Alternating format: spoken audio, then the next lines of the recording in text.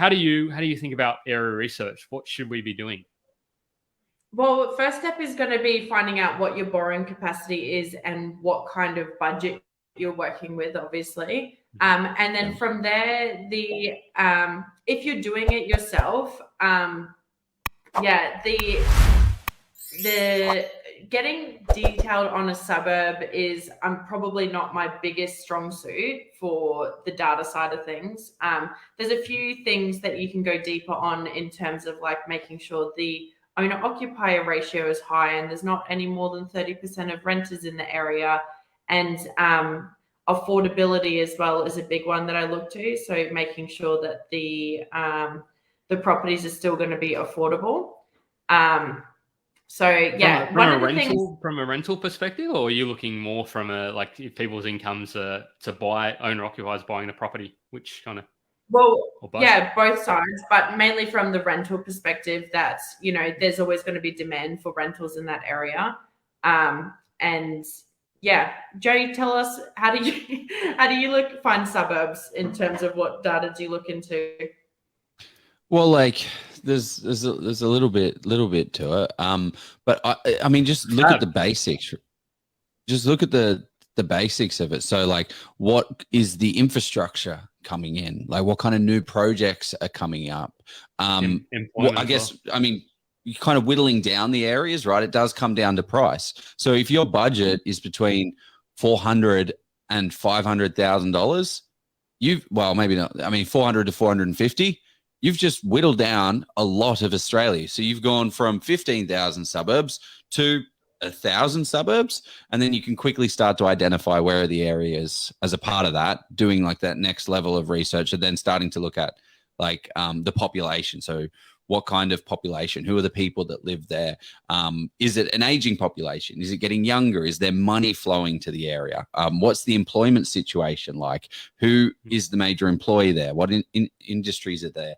I guess I kind of look at it from I do a lot of research into choosing my areas. So I think because I do a lot of investing and I do a lot of buying in those areas, I feel like I can sometimes go too deep with the data and the research when if I was just doing it by myself, I feel like you can get too overwhelmed at that. So I don't know. I need to think about what's like the bare minimum. You put Joe on the spot. I think did you? Maybe what's the bare minimum?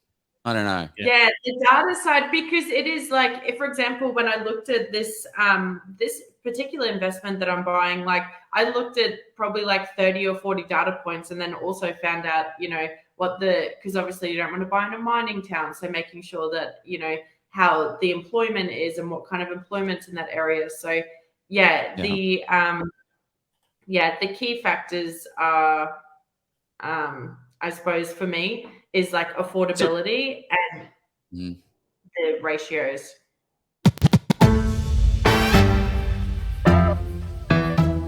So a thing that we were sort of chatting about prior, and I think is super valuable, is how to understand the sort of pockets, the hot spots from not spots, as Joe says. So how do you sort of think about that? I think that's very important for your area research. Yeah, we talk about in the course a lot about like leveraging that relationship with your property manager. So they will know the hot spots and the not spots, and don't go into this pocket because it's all, housing commission or whatever. So leveraging that relationship once you've selected an area, a lot of what we talk about in the course is utilizing that relationship with your PM to the fullest, and make sure you're asking the correct questions about them checking housing commission areas for you and the train lines and those kind of the benefits to the positioning of the property, and leveraging that relationship to pretty much get the exact information you need for the purchase.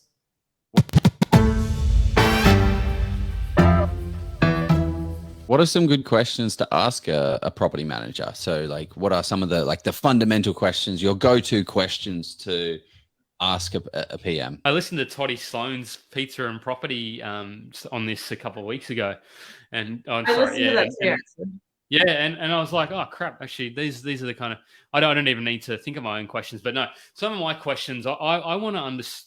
There was overlap there between what the property manager is saying and I sort of think, because I think for me, I want somebody who's very organized as a property manager.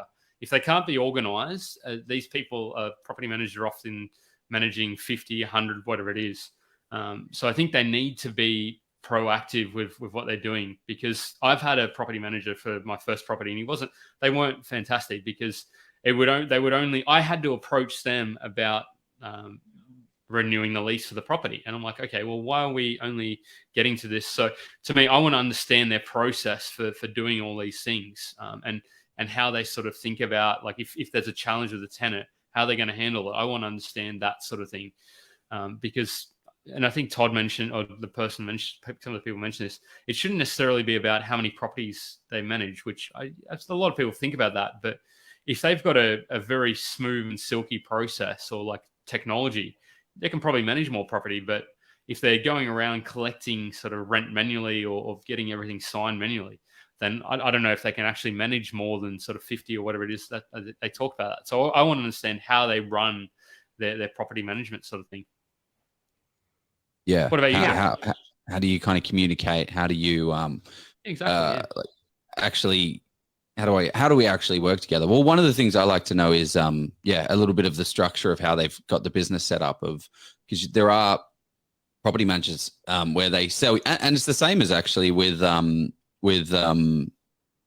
like buyer's agents, any kind of services where people is really good at selling up front, but then they palm you off to, Rebecca in accounts who doesn't know anything, which I think is a good question to ask.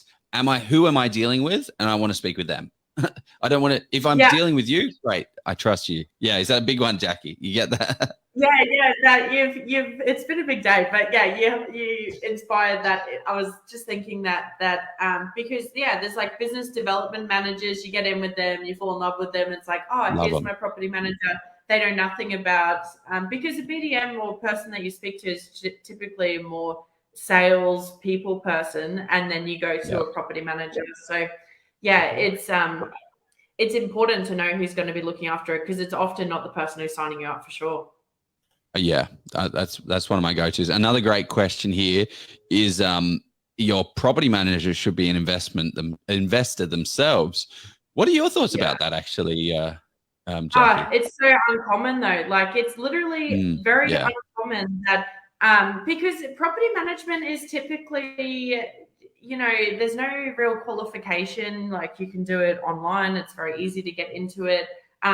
Very low statistics of people who stick around, but who stay in the industry. But it's so uncommon that the actual property manager is an investor.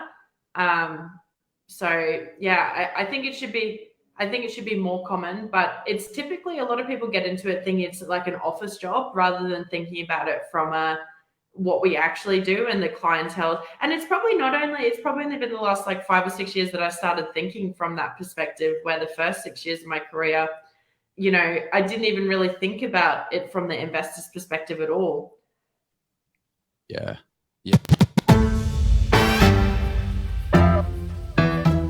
But how does a property manager identify capital growth pockets, e.g., what would an owner-occupier prefer versus a tenant?